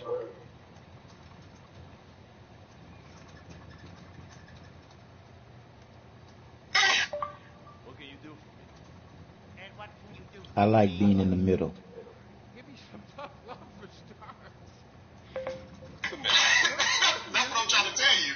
Jesus was the Virgo. You understand? Like, this was supposed to be like, y'all ain't got nothing on me, bro. That's all I'm saying. Didn't exist, right? I do know that. But the whole point, though, is that he was born in Bethlehem to bring you bread. Krishna was a Virgo. All these guys were Virgos because they was born under the harvest. I'm just letting you know. You the devil. You are the devil. I'm Virgo. No, I'm leaven bread. Look, I'm leaven bread is what we bring. Okay. Now you get modest crackers. No, here's why. Virgos are modest. Yeah, real talk. Because here's why, though. Virgos are modest. We don't get in our ego like that. And yeast is symbolic of ego because it puffs up. So this is why you take the leaven. This is why Jesus gives you leaven bread, because he's humble. Right. With all the knowledge he has in the world, he never gets boastful about it. Right? Exactly. Virgo better than Capricorn. That's all I'm saying. Absolutely not. I definitely. I would. Agree to disagree. Jack, I'm the guy that's gonna turn your career. To that nonsense, Go with it. But this Libra scale over here got now Libra is a beast. I can't hate on Libra. Libra is definitely a beast. And listen, decide whether to go right or left on the highway. Like, Libra couldn't even find no flaws in Jesus. Libra got to judge Jesus and said he was perfect. Yo, Ray, story right real quick. I dated a Libra chick in Toronto, right? She begged me to come up, right? When I got up there, I was homeless for 2 days. She didn't know what she wanted to do. I was in homeless in Toronto for 2 days, walking around. So that's how I feel. Look, you're the same way somebody over here, they associating all Virgos with one. It's like Virgos can be manipulative, though. Now, I'm going to tell you, that is a dark side of the Virgo. That's a dark side of a Virgo, is that because they're so good at talking. I was manipulative at one point. Thought I was teaching the truth, but I was teaching what I thought was true. That is, I was convincing people without proof. I was manipulating. Absolutely. Right. Just like you think Virgo is a good sign. So Y'all just misunderstanding the power of the Libra and the fact that we bring balance. You see, we can see the benefits and the problems with both sides so that we can find perfect balance. That we can separate all that false stuff and then pull just from the truth so we can just have the balance of knowledge. We balance the spirit, the body, and the mind. Y'all can't balance the chakras. But that makes sense because she probably felt that I didn't belong in her house. So let me balance out by teach you how to be homeless. That makes sense. What the problem is, as that cold Capricorn, you need to understand and have gratitude. Yeah, because you're the devil. You go. It was a great, honestly, friends, it was a great experience because what I did was I literally walked around. Now I know Toronto as if I lived there for 5 years. You know what I'm saying? So I appreciate it for me being homeless. You know what I'm saying? So I appreciate that. Y'all crazy, huh? I appreciate all of y'all, man. I appreciate all of y'all. Thank you. Hey, thank y'all again. I don't know how to hang this up, but y'all don't even know, man. Been a great help. Thank y'all so much. Oh, man, I'm honored, bro. What's your name? It's from Pastor to God. I no longer have a problem with that whole God thing because I understand it now, and I know I'm co-creator. I know. I walk down the street now, We're all in this thing together. The truth is what holds it all together. When you know what it is within you, it's the love to never hate. But we are human. How could it be in the past? That's what's up. And I'll definitely go check out your information, man, and all that stuff, man. Whenever you are ready, you let me know, brother. Because, like, if you need us to be there any kind of way for you, man, you just let us know. We all in this together. You understand? Like, our goal, and myself and Lorenzo was talking about this the other day, if we can make it a little bit easier for the next person to come out than it was for me, and then the next person to come out for you, after that, if we can just, because it'll be more of us every time. You see what I'm saying? Like the same way, like, you know, when I first came out, I had, you know, Ray Hagans and the African Village trying to come in behind me and have my back and things like that. Now, of course, I got Josh and Lorenzo who really always there. Lorenzo comes on pretty much any time I ask him to. don't charge me nothing, and we'll sit here for hours. Like, man, we will do whatever it takes to help each other, bro. Because people are gonna respect you for that. Like, you could literally, if nobody knows who you are, you could go back and just keep on preaching and making your money, man. But you willing to say, you know what? I'm not willing to lie to people. That's big, man. Like, you don't understand how big that is. Right. One side, I know I can feed the other 5. If it was just me, I'd be out right now. I ain't got a problem with it. If it was just me. Right. But I got 2 of my cousins that, well, I should not say too much, but I'm taking care of 5 people right now. Okay, but man, my situation was totally different. I wasn't the pastor of the church. I was a youth pastor, associate pastor, so I wasn't getting paid from the church. I was actually working a sales job. You understand what I'm saying? So I didn't really have anything to lose in that area. So I got fired from my job, though, so I definitely did lose. I wasn't expecting that, but, you know, if I had been employed with the church, you know, I don't know if I would have done it the same way. You know, I definitely would have done it, but I don't know if I had done it the same way. I probably would have, because I was just so freaking upset that this dude wasn't real, and I was going to tell everybody, you know what I mean?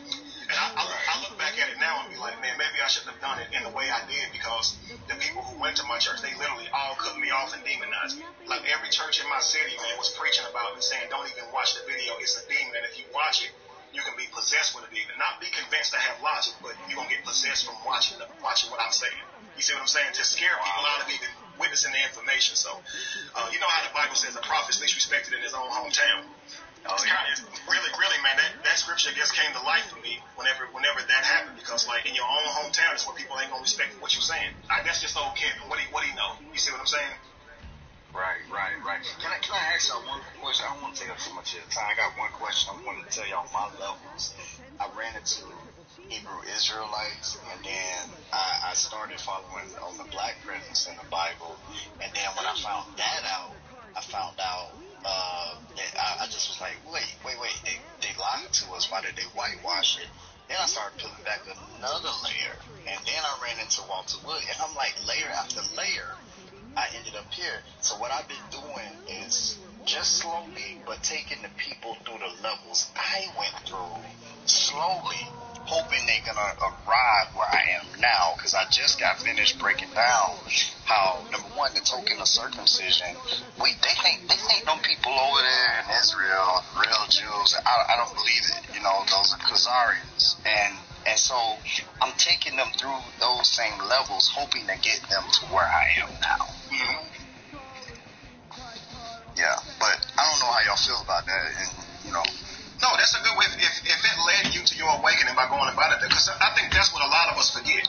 We forget the process that it took us to wake up. We remember the day we woke up, but we don't remember like all the years. Because man, I went from believing in Christmas to totally knowing it was wrong. You understand what I'm saying? I went from believing the tithe was okay and giving my tithe to reading the Bible and literally understanding the tithe was never asked for in the form of money. Melchizedek accepted a tithe from my man one time, and that was it. And it was off the spoils of war. So all this stuff that my gracious and stuff was teaching me about being cursed, I realized this was crazy. You ain't even a Levite, but you're asking me for my money and things of that nature, telling me I'll be cursed. So when I learned this stuff way before I got to where Jesus didn't exist at all. And so that's why I be trying to tell people, like, even when you watch the Carlson Pearson, since we're doing a review on that, of course, today, you got to remember the process of the journey. People don't wake up all of a sudden. The brain, man, is very powerful. And when you've had a core belief, it takes a little while to unravel that. You feel me? So I think it's actually intelligent to show them a way out instead of just saying Jesus don't exist, so your belief is false. You know what I'm saying? Because that's not, they're hearing that already. What these people need to do is see the proof without hearing the actual song. For instance, if I could show you the math without actually telling you the verdict, I might can get you to listen. But if I tell you Jesus doesn't exist first, you ain't gonna want to hear nothing I say. So if I could show you here, like a person was telling me, like I take phone calls with people who just walked away from religion. They give me a small donation. I'll just sit on the phone with them and try to give them information. And one lady was telling me that she talked to her friend and was like, can I talk to you about Jesus and him not being real? And the first thing she said is, oh no, I can't hear that, and left. Like literally got up and left. Like didn't even want to hear it, man. Which it goes to show how much we protect what we know. Like when you tell somebody the truth and they tell you you're lying, and they know it's the first time they heard it, they can tell you that you're lying though. That's when you know that it's going to be very difficult to deal with somebody. Like you're telling them information they've never even heard. But because they want to keep their belief, they're going to tell you that you're lying. You see what I'm saying? And then we know that Christians are already prepped and taught to believe that you're possessed when you disagree with the literature. So you know you're going to have to deal with that as well. So believe me, people going to be thinking that you got a demon in you. I mean, if you watch this movie with Carlton Pearson, you know, whenever Carlton walked away, a lady walked up to his wife and tried to pray for her. You see what I'm saying? I remember that. And this is, I promise you, this is going to happen, man. People are going to do that. So just expect it and understand that it's nothing that you did wrong. It's from their mental paradigm. They are taught that when you leave the fold that you should be prayed for. They are taught to demonize you. They are taught to cut you off.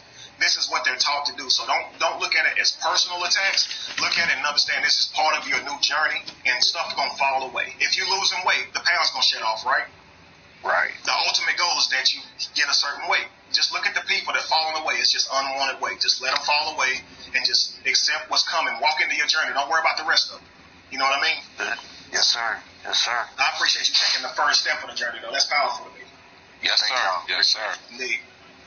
And leave that Hebrew Israelite doctrine alone, brother. Yeah, that shit on. Please, man. I'm out of that. I went past that and beyond, and I'm Because I know so many people that was in enlightened, right? They were right on the right path, and then they ran into a Hebrew Israelite. Well, let me show you this in the Bible, and they went right back into it. You understand?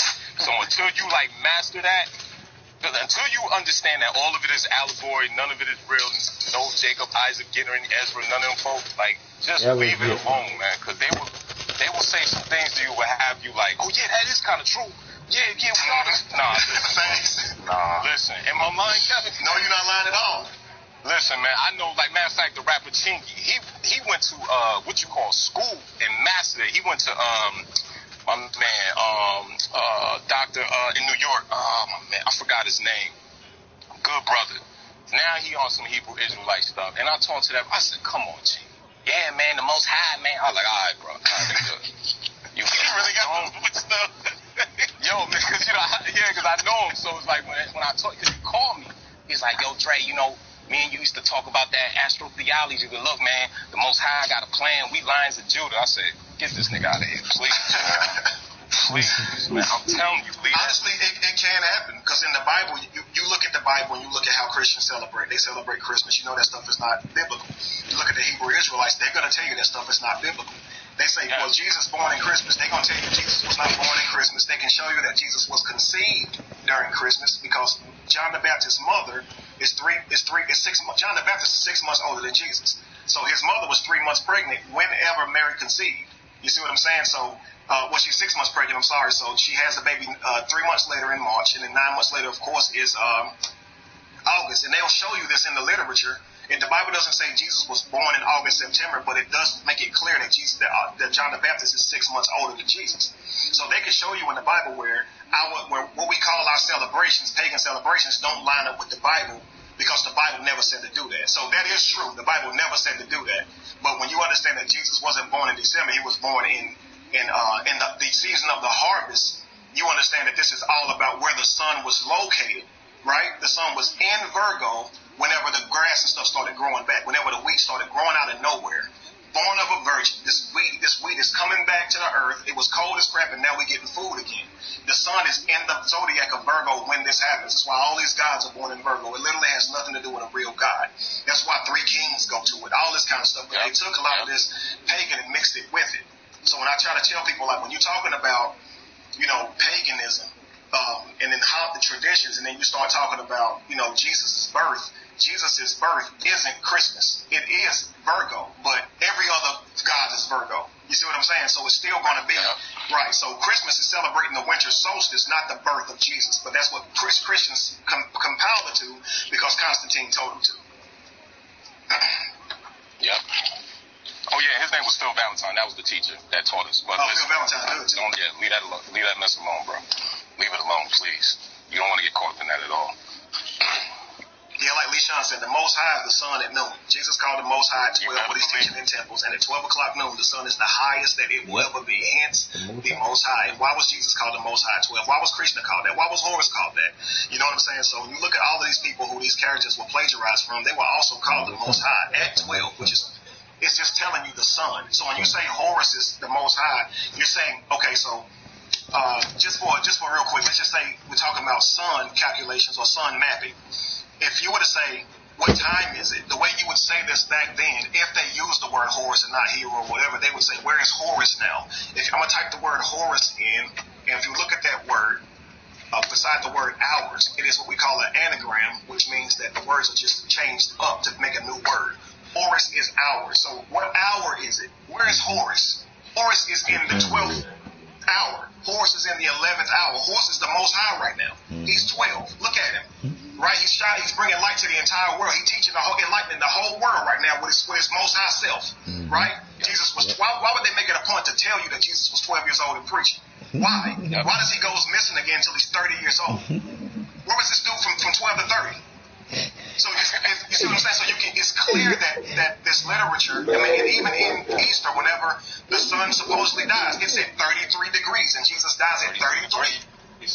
Yes, sir. So it's actually beautiful when you understand the allegories and how they did it. But if you think the crap is real, it enslaved you. Right, and that's why the New Testament, especially in the King James, which was written by Francis Bacon, the head master. The bullshit that they bullshit us with, and continue bullshitting the bullshit people with it. When are the people gonna wake up? Come on, Kevin. Wake them up.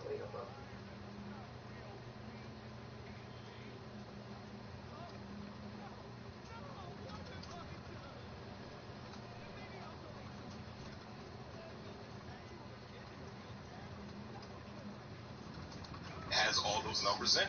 And this is why it's a 33 degree masonry, right? And it's different. That's why you, even in school, your graduating is a Masonic ritual, right? You got the square on your head, the Martyrs square. You turn it to the side, 33. They tell you turn it 33. You got 12 grades in high school. You understand? Is it your tassel to 33? 12-step program. You know what I'm saying? Is your tassel 33, Andre? Say it again. Does your tassel, is it at 33 as well? What? The tassel? Yeah. That's why they tell you turn it. That's if you notice, right? You ever see a teacher, you don't even realize what they're doing. Teachers get mad when you don't have it. I told you to turn the hat. I'm like, God damn, I'm sorry, Mom. You know, it's crazy. Like, they're all practicing a form of it, and people don't understand that, right? That's why you got to laugh at people who talk about the Illuminati like you are. You graduated from college, man. Yeah, well, you did it. It's like, it's all in your face, right? And that's why I say we have to, like you said, brother, it's layers. So the one thing we all have to maintain is that it's fake. Once you maintain that, and that is allegory, and that is for your enlightenment, then you can conquer it. But if you really look... Yeah, when you come to Texas, dog. Within it, you're always going to find a God. That's just the truth. You know what I'm saying? Because they're always going to have a God to offer you. You know? Houston, Texas.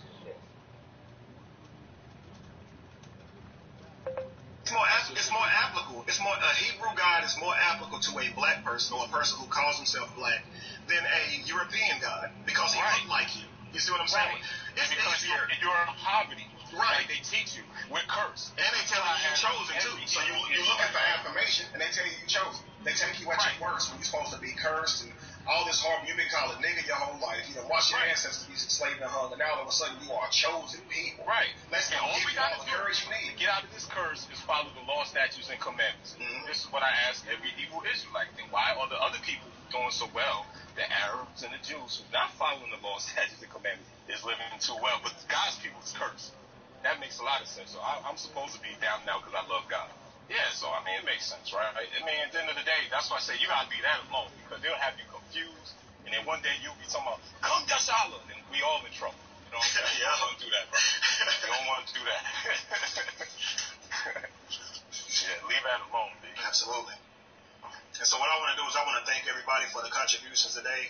Thank you very much, Andre. Thank you, sir, for calling in and considering, turning it around and teaching the correct way.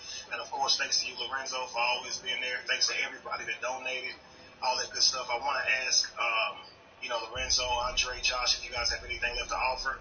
Pastor, sir, is there anything you'd like to say before you get off? Okay, cool. Okay, Andre's going too? I think so. Okay, I want to say thank y'all once again. And yo, Renz, when I come check from the land, don't leave me homeless if I leave, brother. I got you. Ain't gonna leave you.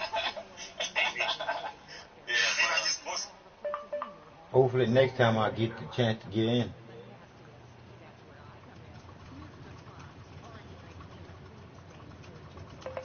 Once again, thank you, Josh. Thank you, Kev, man. Indeed, Thanks brother. everybody who always watch the show, man, because I've learned so much. Yeah, man.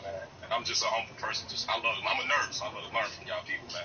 Thanks, man. You know what I'm saying? And I'm starting my polygamy camp soon, so any ladies that want to join to the Andre School of Financial Literacy and Polygamy Science, so y'all can come on down. I saw Andre made a post about it. I was like, I need one touch this. Listen, yo, Josh, just like I said in my post, I'm just trying to get to heaven. So. You'll get that couple times, you man. Yo. All right, y'all. Hey, man, real pleasure, Andre. As always, bro. What's the number? I'll call in next time. I never got the number. Lorenzo, man, you got any finishing thoughts for us? Yeah, you know, I'm not gonna do nothing like that. As always, man, I appreciate being here. You know, as always, it's always fun. It's always a challenge. It's always interesting. Love seeing the comments and everything, and most importantly, love supporting my brother. Love supporting my brother. Like I said, you know, one of the things is to make sure that you succeed, because you succeed, Carlton succeeds. The other guy who just got off, he succeeds, then it makes it easier for each person down the line, and we start sweeping. We start sweeping the whole nation, sweeping the whole world, and getting people to come into this consciousness. Because the thing about it, it's not even about all of us believing or agreeing to the same concepts, but just being free. It's all about loving and coming together and being caring people about one another. In our own lives, and to determine what it is that we want to have manifested in our life, so that we can then just build ourselves. Because as you know, those who are on this channel, y'all may not know, but I am engaging myself in nation building. You know, I want Black people in America, because of what we keep on experiencing here, to start nation building in Haiti and Botswana. Just move. So for those who are interested in that kind of thought process, come on. You ain't you? Yeah, that's what I'm talking about. Catholic people, come on over. Because that's what we come out over on my pages. That's one of the things we talk about. Because I'm about fed up with the way Black people being treated here, and we're never going to get our ROI on what our ancestors put into this country. So let's just go ahead, and Haiti and Botswana are perfect places for us to take our talents and go to another country and just start over and build something for the next generation and next generation. So that's all I want to say about that. Okay, brother, that was awesome, though. I'll come over and listen to you talk about that a little bit too myself, man. Lorenzo, while you're here, brother, I wanted to let you know that meeting of the minds for Charlotte, I went on ahead and canceled that event. Tickets didn't sell. I think whenever I did the video, I said it was May instead of April. So I told the people on that I'm going to chalk that one up to my fault. But of course, next month is still on for Atlanta with you and at the Apache Lab. I never said you needed a book, man.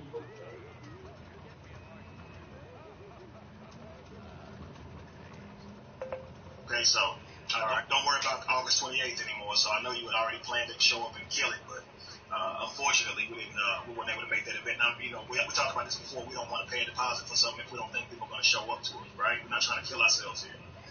We're gonna look forward to next month, guys. And again, I'm gonna put the Eventbrite up tomorrow, so you guys will have a whole month to be able to get your tickets and make it known that you're showing up before we go give these deposits and stuff like that, guys. These buildings and stuff are not free; they're not. But we want to give you guys a really nice place to go to. So just make sure y'all support the link whenever y'all see it, because we want to be able to give you guys a great show. All right. And again, I just wanted to tell you, Lorenzo, I was on to reiterate for other people as well. I got one more last thing, though. Only because I saw what some people had wrote. I know some people, they said Belize on there, why, no Belize, and Shondadale asked why Haiti, basically. The idea is this, guys. There are countries that are undeveloped, but they're just one step away from being able to industrialize at a much higher rate. The reason why I look at a country like Haiti is because if you got 10,000 Black people who are going to Haiti, and everything from the top engineers down to, the janitors, to hairstylists, you get to start the things that need to be started from the bottom to you making it go to the top.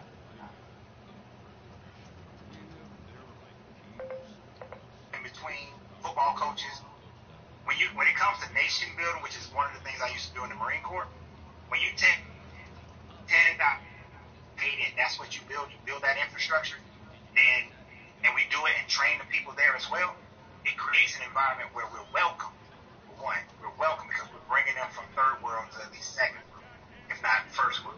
So Haiti and Botswana fit that mold where they're friendly to black people coming there from America and from the UK, and that's why I've chosen those two countries, because it's the best opportunity. If we try to go somewhere where there's already a heavy infrastructure, then it's like moving to France or Nigeria. We're not going to make that same headway. We're competing in this way. We're nation building and creating something that's not native. It's not there at all. So that's why I chose those two countries. Someone asked me what's the dates of the Atlanta show and how much will the tickets be. That's going to be for Saturday the 26th, and those tickets are going to be $25. All right. I am going to do like some specials. If you buy 5 tickets or whatever, they'll be less. And just like I did for the last show in Texas, I'll do specials the same way. If you guys want, if y'all want to come, I'll make it really easy for you guys to come out. And again, thank you guys in advance for any person who purchases tickets. Trust me, when you come, you are going to get so much information. But at the end of the day, like I said, once it's over, we're going to sit down, dialogue. There's going to be music. There's going to be drinks. There's going to be food. And we're going to get to know each other, have a conversation with each other, not just sitting here, myself and Lorenzo talk. Y'all get to actually exchange numbers and build. Y'all might be people who want to start a business similar to yours. They may be the missing link to what you need to help you build your business. You can build, just build. It ain't necessarily about meeting a woman of your life or meeting a man of your life. It's about meeting somebody that can help get you to that next level, period. You know what I mean? A higher mind will always think with its sexual parts. You know what I mean? You got to think higher intellect, connect with beings, and move yourself further, right? So that's what these events are for. Myself and Lorenzo are trying to give you guys that, because you've already spoken on how long this road can be. I know a lot of you guys want to meet other people in your area, so if you're going to be around, make sure you come out, man. So we are doing it the 26th of next month. That is a Saturday. Tickets will be around 25 and under, based on, how many tickets you buy or whatever. So it'll be up tomorrow. Myself and Josh will make sure, Lorenzo will make sure it's up tomorrow for you guys. So, and again, hopefully you guys get the tickets. If you don't, we'll cancel it. I can't do it, y'all. I can't afford to be paying for tickets. I'll be paying for buildings if y'all show up to them. I just want to be honest with y'all. I mean, honestly, it hurts to have to cancel a show that you put on Facebook and put money behind to promote it. And nobody buy a ticket. That's actually very discouraging. You know what I mean? So it already hurts me that to tell y'all out loud that y'all didn't buy tickets. You know what I mean? Because I know Christians gonna laugh. You put on a show and nobody bought it. Yeah, that's true. I put on a show and nobody bought tickets. And what? We're gonna do one next month. And hopefully you guys get a ticket. Don't make Jesus real, right? Right. No, as long as it don't make Jesus real, I'm good. When I did my first financial seminar, I had one person show up. So you just keep going. Right. So we'll keep going regardless. So if any detractors do hear this, we don't care what you say. We're just gonna keep doing it, and we'll just keep building. You ain't supposed to stop. And then more people join, and then next thing you know, we'll be filling up stadiums. Then what? Yep. No. Absolutely. All right. Cool. All right. So Josh, anything you want to say, brother, before we get off? Not at the moment. I think we have some upcoming things, but I just want to, make sure those are ironed out first. Absolutely. But, we're good for now. For anyone waiting for an I Love Life shirt, you will be getting them this week, okay? Whenever they printed the shirts, they got them already from the first time. There was a mistake on them, and I wasn't about to send you guys something that didn't look right. So I had them to redo them, and I'll have them tomorrow. We'll get them sent off to you guys. Tomorrow, you should be able to get them next week. So just for all of you guys who was emailing me asking me, hey, where's my shirt? And of course, BeTheEvolution.org is where you want to go get those shirts. I will have people asking me about the Be The Evolution shirt that I always wear. I will put that up as soon as I hang up. As soon as we get off, I'll put that up so you guys can be able to go purchase that shirt if you'd like to get that shirt as well. So again, thank you guys for coming out. Thank you guys for sitting on here. As long as you guys always sitting patiently, having fun with us and commenting. And I look forward to seeing you guys next week. And I like to say, Be The Evolution. Be the change you want to see. And no candle loses its flame by lighting another. All right. Love you all. And with a peace. Normally John and everybody saying it with me, and I'm all, okay. There we go.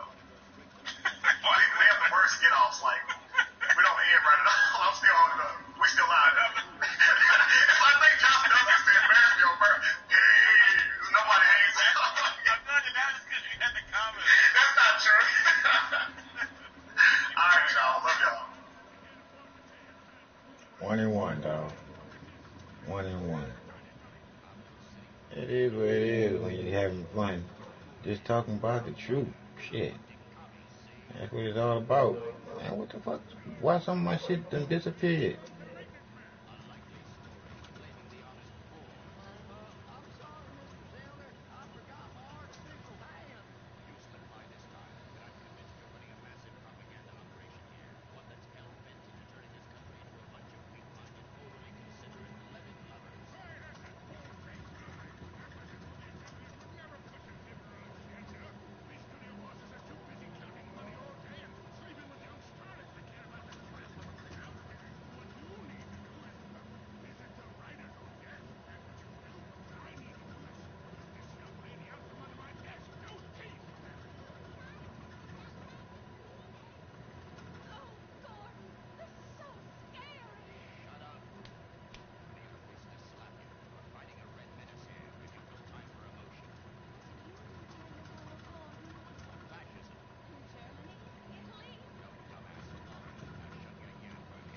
It's fucked up. I tried to then go to somebody sent me a text.